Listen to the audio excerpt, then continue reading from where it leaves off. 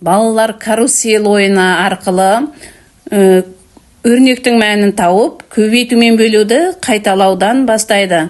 Есептерді орындап, кейіпкерлерді өз орнына орналастыруға көмектесуде. Сонымен қатар, парашют ойыны арқылы өрнектерді, көбейтінділерді атайды.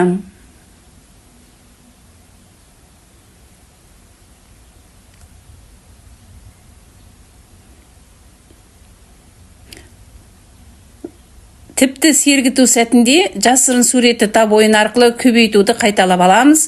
Егер уақытыңыз болса, тапсырманың астындағы суреттермен жұмыс жасауға болады.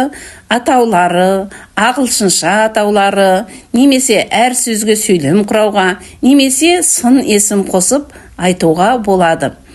Бұл себет ойыны тақырыпты қорытындылауға тиімді.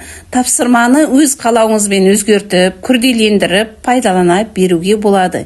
Немесе оқушы деңгейіне сай тапсырма құрастырып ұсынуға болады. Қызыл шеңбер ойыны өзіме қатты ұнайды, балаларға да ұнайды. Балаға сұрақты өзіңіз қойып отырасыз, оқушы барынша жылдам жауап беріп, шеңберді басып, алға жылжып отырады. Мен бұл жерде көбейту кестесін сұрап жатырмын баладан.